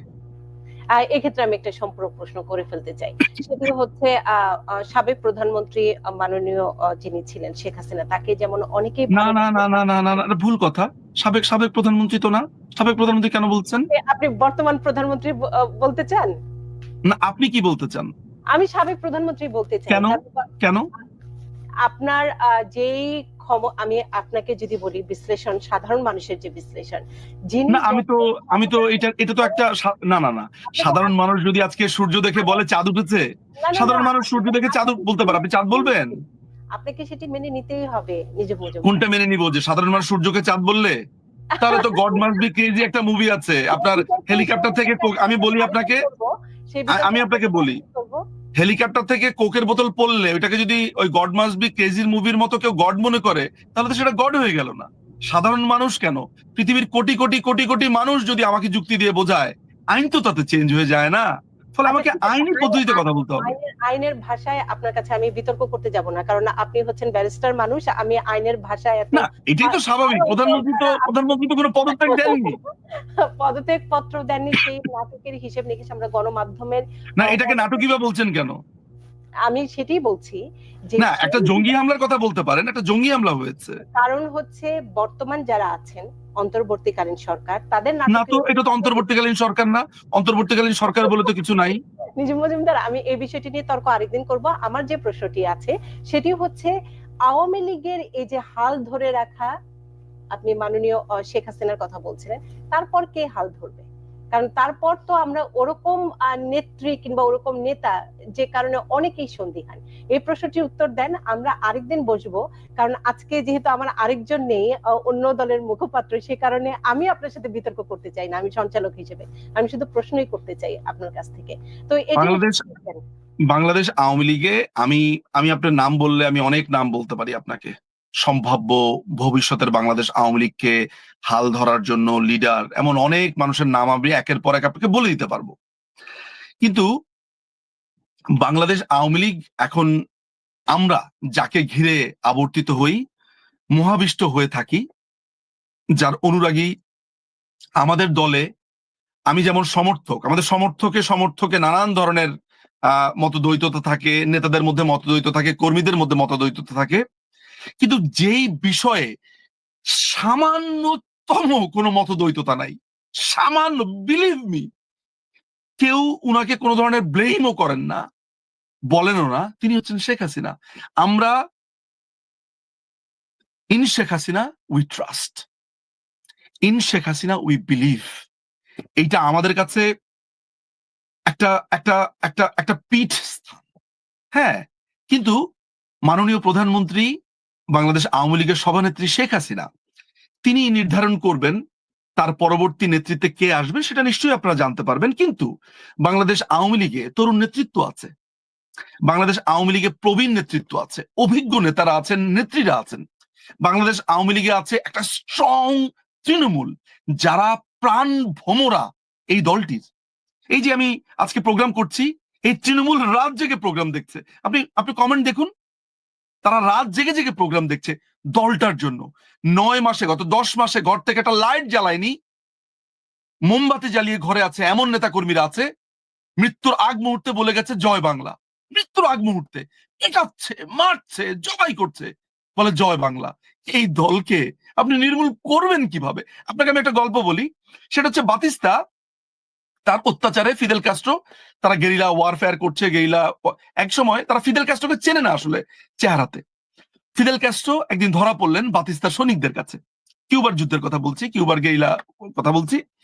তো ফিদেল কাস্ট্রো যাকে তারা এত বছর ধরে খুঁজছে তাকেই পেয়ে গেল বাতিস্তার লোকেরা। তাকে কিন্তু তারা বুঝতে পারেনি তারা ফিদেলকে ধরেছে, কারণ ফিদেলের চেহারা কেউ জানে না। তো যেই ভদ্রলোক, যে সিকিউরিটি অফিসার, যিনি সারিবদ্ধভাবে দাঁড় করিয়ে ফিদেল সহ তার সহযোগীদেরকে গুলি করে মারবে, তখন সেই সিকিউরিটি অফিসার হঠাৎ করে বললো যে থাক, মেরো না, একে বন্দি করে রাখো। সৈনিকরা বলল যে স্যার, এই ফিদেল ক্যাস্ট্রোর মতো একটা বদমাইশের দল বল, ওরা ভেবেছে ফিদেল ক্যাস্ট্রো সহযোগী, এদেরকে মারবেন না, এদেরকে ছেড়ে দেবেন এইভাবে। তখন তিনি বলেছেন, সে সিকিউরিটি অফিসার, যে বিশ্বাসকে হত্যা করা যায় না, এই তিনজনকে মারবে, লাভ কি? বিশ্বাস আদর্শ তো শেষ হবে না। পরবর্তী সময় তিনি ফিদেল যখন রাষ্ট্র জয় করে ফিরেছেন বিপ্লবের পর, তখন তাকেই প্রধান সিকিউরিটি অফিসার বানিয়েছিলেন সে ভদ্রলোককে খুঁজে। সেটা আরেক কাহিনী। আমি যে কথাটা বলতে চাই, যে বাংলাদেশ আওয়ামী লীগ ঠিক এমন, আপনি আমাকে মেরে ফেলতে পারেন, আমার বাবা আওয়ামী লীগ করেছে, আমার দাদা আওয়ামী লীগ করেছে, আমি আওয়ামী লীগ করেছি, আমি আর অন্য কিছু শুনতে চাই না। আমার জীবনের চ্যাপ্টার একটাই, আমার সংসার নেই, আমার কিচ্ছুর দিকে আমার মনোযোগ নেই, আমার ওকালতি থেকে শুরু করে আমি সমস্ত কিছু থেকে, মানে সমস্ত কিছু আমার জীবন শেষ হয়ে গেছে। কিন্তু আমার জীবনের একটাই লক্ষ্য, যে এই অবৈধ ইউনূসকে উৎখাত করা এবং মাননীয় প্রধানমন্ত্রীকে সসম্মানে দেশে ফেরত আনা। এটা বোধ করি সমস্ত নেতা কর্মীর। আমি আমার জীবন উৎসর্গ করেছি এই দলটির জন্য, করবো, আমৃত্যু করে যাবো, দ্যাটস ইট। আমার কিন্তু কোনো চাওয়া পাওয়া নেই, কিচ্ছু চাওয়া পাওয়া নেই। এরকম অসংখ্য কর্মী, তাই সেই দলটি ফিরবে না, সেটি স্বীকার করতেই হবে। আওয়ামী লীগের আদর্শ কিংবা আওয়ামী লীগ একদিনের গজিয়ে ওঠা কোনো দল নয়। আওয়ামী লীগ হচ্ছে বাংলাদেশের জন্মের সাথে ওতপ্রোতভাবে জড়িয়ে আছে। জন্মের আগে থেকেই বাংলাদেশের জন্মের যে ইতিহাস, সমস্ত কিছু আওয়ামী লীগের ইতিহাস, সেই বিষয়টি নিয়ে আমরা আলোচনা করব। তবে একটি দুটি প্রশ্ন নেই, সেটি হচ্ছে পীরজাদা মেহেদী হাসান প্রশ্ন করেছেন, কি ভুলের কারণে এভাবে আওয়ামী লীগের সবাইকে পালিয়ে যেতে বাধ্য হলো? প্রথমত বাংলাদেশ আওয়ামী লীগের এই পালিয়ে শব্দটা আমি আসলে ভুল আছে, ভুল নিয়ে আমি আলাপ করব অবশ্যই, কিন্তু পালিয়ে গেছে না। মাননীয় প্রধানমন্ত্রী শেখ হাসিনাকে নিরাপত্তার কারণে একটি স্থান থেকে আরেকটি স্থানে রাখা হয়েছে, এটি হচ্ছে অবস্থান। তিনি পালিয়ে যাননি। তাকে বাংলাদেশ সেনাবাহিনী এবং বাংলাদেশ বিমান বাহিনীর তাকে জাতীয় রাষ্ট্র পতাকাবাহী বিমানে করে বাংলাদেশের সশস্ত্র বাহিনী যারা বর্তমানে প্রধান রয়েছেন তাদের নেতৃত্বেই তাকে একটি নিরাপদ স্থানে রাখা হয়েছে। তিনি বাংলাদেশে থাকতে চেয়েছেন। তিনি ওই মোমেন্ট যদি আপনি শুনতে চান, আমার যে রেফারেন্স গুলোতে আমি নাম হয়তো বলতে পারবো না, মাননীয় প্রধানমন্ত্রী বলেছে যে তিনি টুঙ্গিপাড়াতে যেতে চান, তিনি বাংলাদেশে যেতে চান, তিনি বাংলাদেশের কোথাও যাবেন না। তাকে ছোট আপা আপনার নানানভাবে রিকোয়েস্ট করেছেন, আমাদের সজীব ওয়াজেদ জয় তিনি রিকোয়েস্ট করেছেন, এবং এক পর্যায়ে প্রশাসনের লোকেরা তার হাতে পায়ে ধরেছেন যে স্যার প্লিজ আপনার নিরাপত্তা খুবই বাজে অবস্থার মধ্যে আছে এই মুহূর্তে, আমরা আপনাকে একটি নিরাপদ স্থানে সরিয়ে নিতে চাই। এরপরে তিনি একটি নিরাপদ স্থানে তাকে সরানো হয়েছে। তো পালানো যেটাকে আমরা বলি, বা পালানো যে ব্যাপারগুলো, সেইটা আসলে যায় না, কিন্তু আমাদের ভুল আছে, ভুল হয়েছে। যেমন আমরা এই পুরো যে জঙ্গি হামলার এই সময়কালটাতে, সেখানে আমার কাছে মনে হয়েছে যে বাংলাদেশ আওয়ামী লীগের নেতাকর্মীরা রাজপথে যদি থাকতে পারতো, এবং সেটা লক্ষ লক্ষ কর্মীরা থাকলে আজকে এটা হতো না। ছাত্রদের এই যে পুরো দাবি এবং এই আদালতের ব্যাপারগুলো, এই ব্যাপারটা আরো মনে হয় নানানভাবে ডিল করা যেতে পারতো বলে আমার কাছে মনে হয়। আমি সেটা পুরোটাতে আমি যেতে চাই না। আমার কাছে মনে হয় এখানে কাদের স্ট্র্যাটেজি, আমি রাজনীতিবিদদের থেকে বাদ দেওয়া, আমার কাছে মনে হয় প্রশাসনিক কোনো জটিলতা ছিল কিনা, আদালতের কোন রকমের ব্যাপার স্যাপার ছিল কিনা, সেগুলো একটু দেখার বিষয় আছে। বাংলাদেশ আওয়ামী লীগ একটা বড় ধরনের ভুলের জায়গা আমি বলবো, যে বাংলাদেশের আওয়ামী লীগের যেই সংগঠন, তাদেরকে সমাবেশের মাধ্যমে রাষ্ট্রে, আমার কাছে মনে হয় সেই সময়টাতে রাস্তাতে আরো আমরা নামতে পারতাম, লক্ষ লক্ষ লোকের সমাবেশ হতে পারত। আপনি জানেন যে এটি জামাত শিবির, হিজবুত তাহরির, এদের ছেলেমেয়েরা, এদের বাচ্চা কাচ্চারাই নানানভাবে সাধারণ মানুষের মগজ ধুলাই করেছে। এই সাধারণ মানুষ এখন কিন্তু বুঝতে পারছে, ফলে এই ভুলগুলো আমাদের আছে। বিশেষ করে সাধারণ মানুষকে রাস্তায় নামানো, আমাদের নেতা কর্মীদেরকে রাস্তায় নামানো, ছাত্রদের সাথে আলোচনার যে স্ট্র্যাটেজি সেটি, এবং এই পুরো বিষয়টা অ্যাড্রেস করবার যে পদ্ধতি, সেইখানে ডিফারেন্ট ওয়েতে ভাবা যেতে পারতো। এই জায়গাগুলোকে আমার ভুল বলে মনে হয়েছে। আর সেক্ষেত্রে আমি যদি আরেকটু যুক্ত করি যে ভুলগুলোর মধ্যে অন্যতম ভুল হচ্ছে, অনেকেই বলেন আওয়ামী লীগের যারা ত্যাগী নেতা কিংবা যারা দীর্ঘদিন ধরে আওয়ামী লীগের সাথে যুক্ত ছিলেন তাদেরকে দূরে সরিয়ে দিয়েছিলেন শেখ হাসিনা। আপনি কি একমত? তাকে দূরে ঠেলে দিয়েছেন যারা ত্যাগী নেতা, যারা আওয়ামী লীগকে সত্যিকার অর্থে ভালোবাসে, তাদেরকে অনেকেই দূরে সরে যেতে বাধ্য হয়েছে। আমরা যেটি হাইব্রিড বলি, এরকম আওয়ামী লীগের অনেক লোকজন শেখ হাসিনার কাছে চলে এসেছিলেন। আপনি কি একমত কিনা? আমার কাছে, আমি এই জায়গাটাতে বলি সেটা হচ্ছে যে প্রথমে আমাদেরকে স্মরণে রাখতে হবে একটা ব্যাপার, যে মাননীয় প্রধানমন্ত্রী শেখ হাসিনা বাংলাদেশ আওয়ামী লীগের সভানেত্রী একজন মানুষ এন্ড অফ দ্য ডেতে। ঠিক আছে, এই দলের যদি 42% ভোটও আমি না ধরি, যদি আমার কাছে ডাটা আছে সে অনুযায়ী 42% ভোট আছে, সেটাকে না ধরে যদি আমি 30%ও ধরি, সোজা 12% কমিয়ে দিয়েও ধরি, তাহলে মোট ভোটারের একটা বড় অংশ বাংলাদেশ আওয়ামী লীগের। এই দলের ভেতরে নানান ধরনের অন্তঃরাজনীতি আছে, উপজেলা ভিত্তিক রাজনীতি, থানা ভিত্তিক রাজনীতি, গ্রাম ভিত্তিক রাজনীতি, দ্বন্দ্ব আছে, বৈরিতা আছে, এটি সব দলেই বোধ করি আছে। এটা ঠিক, বাংলাদেশে অনেক ত্যাগী নেতাকর্মীরা, অভিমান তাদের রয়েছে, কিন্তু আসলেই কি দূরে চলে গেছে? আপনি একটু জিজ্ঞেস করুন তো আজকে, আপনি আপনি এই প্রোগ্রামে একটি প্রশ্ন রাখুন, যাদেরকে বলছেন দূরে চলে গেছে বা যারা, তারা সবাই সবাই আজকে নেত্রীর ছায়াতলে এসে দাঁড়িয়েছে। আমি অসংখ্য নেতাকর্মীকে চিনি যাদের অভিমান ছিল, হ্যাঁ, অভিমান, দূরে সরে থাকা, তা নয়, দূরে সরিয়ে দেয়া হয়েছে। এই ব্যাপারগুলো আসলে খুবই, আমি মনে করি যে যেহেতু এটি একটি দলের নানান ধরনের সেন্সিটিভ ইস্যু, আমি আসলে এই দুর্যোগপূর্ণ সময় আমি এই ব্লেম গেমগুলো খেলতে চাই না। আমরা আমাদের নিজস্ব ফোরামে এগুলো আলোচনা করি, কিন্তু পাবলিকলি আমি এই ব্যাপারগুলো করতে খুব অস্বস্তি বোধ করি। কারণ দেখেন, আমার একজন তৃণমূলের নেতা বা আমার একজন তৃণমূলের ছেলে বা মেয়ে কর্মী, তারা আমার ভাই বা বোন। আমার ভাই বোনের সাথে আমি ব্যাকডোরে এই ব্যাপারগুলো নিয়ে আলাপ করি, আমি সামনাসামনি আমি এটা নিয়ে আলাপ করি না। এই কারণে করি না, কারণ এতে দলের মধ্যে এগুলো নিয়ে অহেতুক আলোচনা হয়, সেটার প্রয়োজন এই মুহূর্তে নেই। আমি স্ট্র্যাটেজিগত কারণে এই প্রশ্নটি এড়িয়ে যাচ্ছি। তবে এইটা আপনি জেনে রাখুন যে আমাদের মধ্যে আর কোনো ধরনের দ্বন্দ্ব নেই। যার সাথে যার দ্বন্দ্ব ছিল এগুলো সব মিটে গেছে। এখন সবার লক্ষ্য একটা, মাননীয় প্রধানমন্ত্রী শেখ হাসিনাকে দেশে সসম্মানে ফিরিয়ে আনা। বাংলাদেশ আওয়ামী লীগ তার মাথা উঁচু করে রাজনীতি করবে, এটাই আমাদের একমাত্র। ফলে যে দ্বন্দ্বের কথা বলছেন, দূরে সরিয়ে দেওয়ার কথা বলছেন, এগুলো যদি হয়েও থাকে, এখন আর নেই। এখন যেহেতু আর নেই, ফলে এই ব্যাপারটা নিয়ে আমি আর আলোচনা করতে চাই না। আমি আর একটি দুটি প্রশ্ন নিতে চাই। মোহাম্মদ ইকবাল প্রশ্ন করেছেন, শেখ হাসিনা 6 জুলাই দেশ ছেড়ে চলে যাওয়ার পরে অনেক পুলিশ হত্যা করা হয়েছে, আওয়ামী লীগের নেতা কর্মীদের হত্যা করা হয়েছে, এর দায়ভার আসলে কে নেবে? তখন তো শেখ হাসিনা ছিলেন না। কোনটা দায়ভার? সরি, 6 জুলাই যখন চলে যান শেখ হাসিনা, তারপরেও তো অনেককে হত্যা করা হয়েছে। কারণ যে 5ই অগস্ট, 5ই অগস্ট বিচার করার যে বিষয়টি চলে আসছে, তো উনি বলছেন 36 জুলাই শেখ হাসিনা দেশ ছেড়ে চলে, মানে 5ই আগস্টের পরে তারপর যে হত্যা যেগুলো হয়েছে, পুলিশ হত্যা, মানুষ হত্যা, তার দায়ভার কে নেবে? শুধু 5ই অগস্টের পর থেকে কেন, এই শুরু থেকেই যে হত্যাকাণ্ড হয়েছে সেগুলোর দায়ভার ইউনূস, গং, জামাত শিবির, হিজবুত তাহরীর, এদেরকে নিতে হবে। ওরা প্রকাশ্যে স্বীকার করেছে যে আমরা যদি এরকম আগুন না লাগাতাম, আমরা যদি মেট্রো রেল ধ্বংস না করতাম, আমরা যদি পুলিশে না মারতাম, তাহলে কি আমরা বিপ্লব করতে পারতাম? তারপরে আপনার এনায়েতপুরে, সিরাজগঞ্জের এনায়েতপুরে যে এই 13 জন পুলিশ অফিসারকে হত্যা করা হয়েছে, সেখানকার মানুষ এসে পরিষ্কারভাবে বলছে যে আমি হত্যা করেছি, ওই যিনি করছেন তিনি।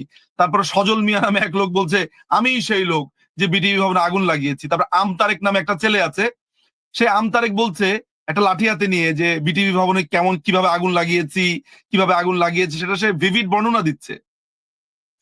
তো অপরাধীরা প্রকাশ্যে স্বীকার করছে তারা খুন করেছে, আগুন লাগিয়েছে, হত্যা, লুটপাট, ধর্ষণ এগুলোর সাথে জড়িত ছিল। তো পারপিট্রেটররা যখন এটা স্বীকার করছে, সেখানে তাদের বিরুদ্ধে কি মামলা হয়েছে? উল্টা বিচার হচ্ছে মাননীয় প্রধানমন্ত্রী শেখ হাসিনার এক কথিত ট্রাইব্যুনাল বানিয়েছে রাজাকার তাজুল ইসলামকে দিয়ে প্রতিশোধ, এবং তারা প্রকাশ্যে সেই বিচারের সময় বলছে এইটা শুধু প্রতিশোধের বিচারই না, এটা ন্যায় বিচারও বটে, অর্থাৎ প্রতিশোধের বিচার করছে।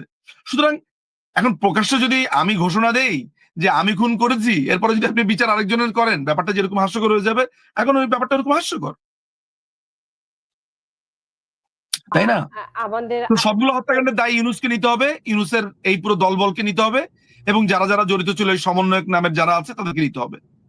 হাসান বলেছেন দলের পুনর্গঠনে আওয়ামী লীগকে আবার 15 বছর ক্ষমতার বাইরে থাকা উচিত বলে মনে করেন কিনা?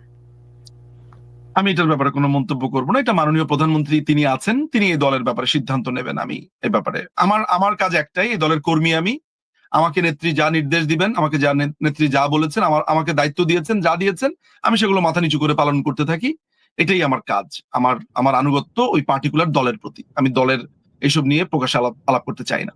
না, আজকেও আমাদের অনুষ্ঠানের যে ডিজাইনটি ছিল এটি মূলত ছিল বাংলাদেশের গণতন্ত্র এবং নির্বাচন। যেহেতু আরেকজন আসেননি, সে কারণে পুরোপুরি বাংলাদেশের আওয়ামী লীগ এবং আওয়ামী লীগের অবস্থান, ভবিষ্যতে আওয়ামী লীগের কি হবে সেদিকেই মূলত থিমটি একটু ডাইভার্ট করা হয়েছে নিজু মজুমদার।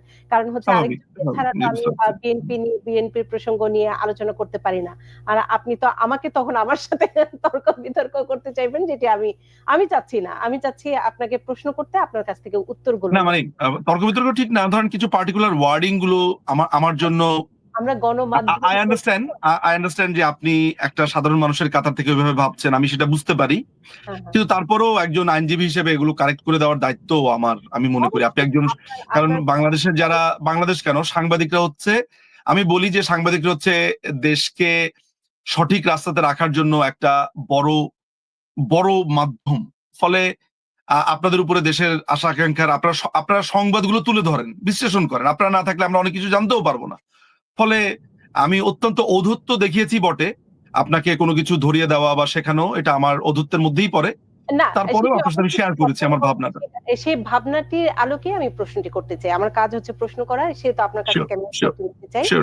ধরেন আপনার ভাষা মতে আমি যে ভুলটি করেছি, আমি তাকে সাবেক প্রধানমন্ত্রী বলেছি।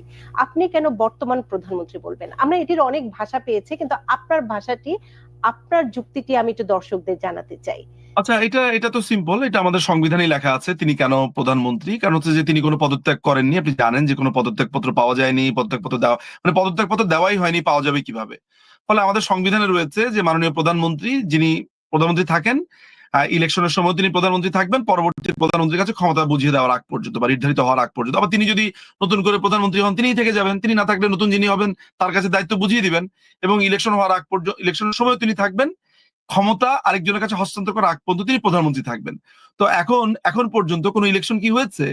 এখনো পর্যন্ত কি তার পদত্যাগ পত্র আপনি পেয়েছেন? যদি পদত্যাগ পত্র দিয়েও থাকতো, ধরা যাক তিনি দিয়েছেন পদত্যাগ পত্র, তারপরেও আমাদের 57 ধারা অনুযায়ী পদত্যাগ পত্র দেওয়ার পরেও পরবর্তী নির্বাচনের আগ পর্যন্ত তিনি প্রধানমন্ত্রী।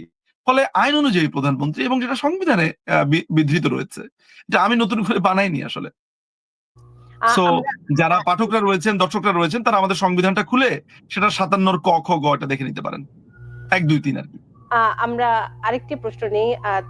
মোহাম্মদ ইকবাল আরেকটি প্রশ্ন করেছেন, তিনি বলেছেন সেনাবাহিনী ম্যাজিস্ট্রেসি পাওয়া থাকা সত্ত্বেও কেন তারা সব হত্যা বন্ধ করতে পারে নাই? ইভেন তারা এটাও বলেছে 9 মাসে অনেক হত্যা করা হয়েছে, এবং এটি বোঝা যায় 9 মাসে যা হয়েছে সেটি কি সেনাবাহিনীর হাত ধরেও হয়েছে কিনা। তিনি আসলে সেনাবাহিনীর সম্পৃক্ততা নিয়ে বিষয়টি আরেকটু জানতে চান। বাংলাদেশ সেনাবাহিনীর ব্যাপারে আমার প্রতি একটা ইনস্ট্রাকশন আছে খুবই সাবধানে কথা বলার জন্য। ফলে আমি সেনাবাহিনীর ব্যাপারে অনেক কিছুই আসলে আমাকে একটু স্ট্র্যাটেজিক্যালি বলতে হয়। তবে ব্যক্তি নিঝুম মজুমদার হিসেবে, বাংলাদেশ আওয়ামী লীগের সমর্থক অনুরাগী হিসেবে নয়, ব্যক্তি নিঝুম মজুমদার হিসেবে আমি বাংলাদেশ সেনাবাহিনীর কিছু মানুষের দায়িত্ব দেখি। পুরো সেনাবাহিনীকে আমি দোষী সাব্যস্ত করতে পারি না।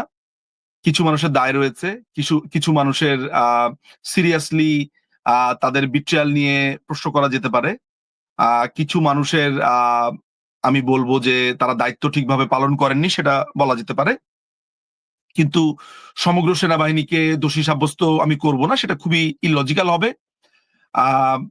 এতটুকুই শুধু বলবো যে ইয়েস, সেখানে এই হত্যাকাণ্ড বা এই ঘটনাগুলোতে যেমন ধরা যাক যে আমি দেখেছি উৎস নামে একটা ছেলেকে তারা পিটাতে পিটাতে মেরে ফেলছে পুরা প্রায়। তারা আপনার চিটাগংয়ের আপনার ওই কর্নেল কি নাম যেন, কর্নেল ফেরদৌসের নেতৃত্বে লুটপাট হয়েছে। সেই লোক সোনাদানা চুরি করেছে আপনার ওইখানে হিন্দু ধর্মাবলম্বী যাদের আছে, হাজারি গলি নামে একটা জায়গা আছে চিটাগংয়ে, সেখানে গিয়ে এই কর্নেল ফেরদৌসের ব্যাপারে কোনো ব্যবস্থা নেওয়া হয়েছে? তারপরে কর্নেল ক্যাপ্টেন তানভীর, এর ব্যাপারে একটা সিরিজ নিয়ে আমি আসবো অচিরেই। এই ছেলেটি আপনার রীতিমতো মিষ্টি খাইয়েছে, ব্যানার করেছে, আপনার জামাত ইসলামের লোকজনদেরকে নিয়ে এসে উল্লাস প্রকাশ করেছে। তার ব্যাপারে ওয়াকারুজ্জামান কোনো ব্যবস্থা নিয়েছে? নেয়নি। তো এরকম পার্টিকুলার বেশ কিছু সেনা অফিসার আছে, সেনাবাহিনীর লোকেরা আছে, যারা রীতিমতো বিএনপি, জামাত, তারপরে হিজবুত তাহরীর একেবারে খোলস ছেড়ে তারা সামনে এসে উল্লাস করেছে, কাজ করেছে। ফলে এই পুরো ব্যাপারগুলো সেনাবাহিনীর পোশাক পরে যেহেতু করেছে, আমরা অঙ্গুলি নির্দেশ করতে পারি। তারপরেও আমি স্ট্র্যাটেজিক্যাল কারণে বা নানান কারণেই পুরো সেনাবাহিনীর দিকে আমি আসলে দোষের যে তীরটি রয়েছে সেটি আসলে সিঙ্গেল আউট করতে পারি না বা আপনি দেখাতে পারি। এই মুহূর্তে আজকে দাঁড়িয়ে আমি যদি বলি, আজকে জুনের 13 তারিখ, নিউ ইয়র্কে রাতের বেলা, বাংলাদেশের ভবিষ্যৎটি আসলে আপনি কেমন দেখতে পাচ্ছেন? এখন থেকে দাঁড়িয়ে আপনি আগামী 6 মাস বলতে পারেন, 1 বছর, কিংবা বর্তমান সময়ের আলোকে সমীকরণ আপনি যদি বিশ্লেষণ করেন সেই আলোকে। দেখুন, আপনি একটা জিনিস চিন্তা করে দেখুন, ধরা যাক বাংলাদেশ আওয়ামী লীগ তো নেই, এখন ক্ষমতার মধ্যে নেই, ক্ষমতা বলয়ে নেই। বাংলাদেশ আওয়ামী লীগকে সবসময় বলা হয় যে তারা নাকি মুক্তিযুদ্ধের ব্যবসা করেছে, চেতনার ব্যবসা করেছে।